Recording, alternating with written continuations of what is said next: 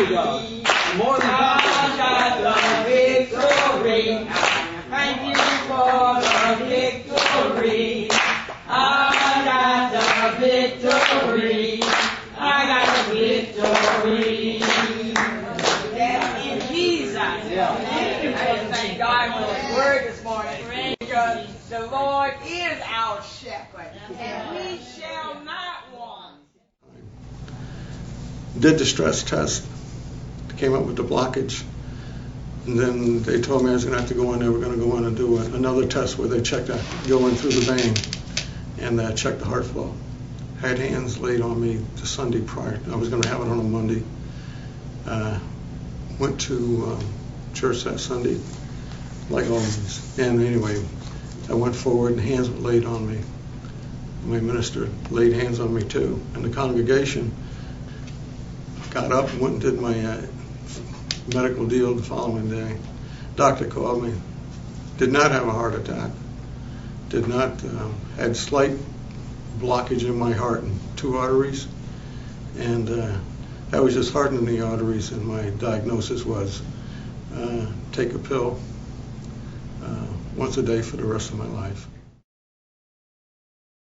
In August of 28 of last year, I had a colonoscopy, and they told me when I went to Fayetteville again that I had colon cancer.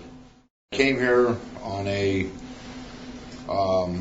night where we had a prayer night for healing. A prayer healing night, and there was about 3 people standing around me, praying over me, and I could feel the warming in my stomach area. It was warming up and stuff, and there was no hands. There was just people who had hands on my shoulders, on my back, on my head, one hand on my side, but I felt the warming in my center of my stomach where the colon cancer was. Where the colon cancer was. It was in my large intestine. And after that, I went to the VA on November 30th to be administered to the hospital to have my operation. I had my operation. They took it out, and it was a tumor that was not cancerous. And when I got the results, no chemo. No chemo. There was no cancer. Everything was cured, and his recovery was miraculous.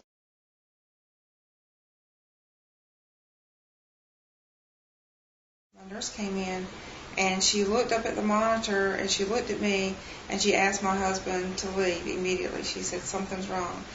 And so I began crashing. And she called in another nurse to help her, and my husband said he could hear them saying, breathe, Brenda, breathe. Come on, girl, breathe. And so from that, it just kind of things went downhill.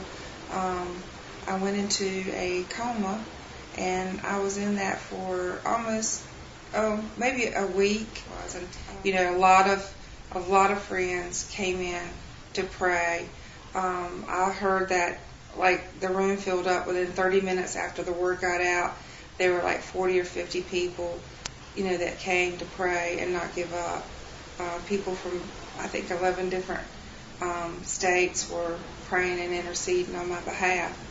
And so it's been a real witness and a real testimony to the power of prayer and the power of a God that hears and answers prayer.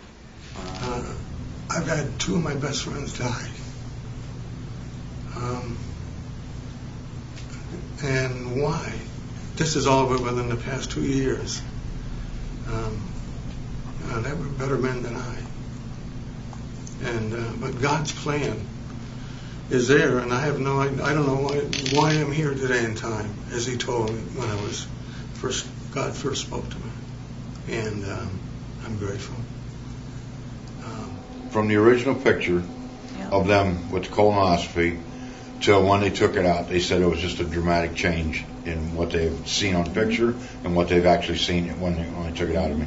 So I believe all you gotta do is believe, and it doesn't hurt to believe.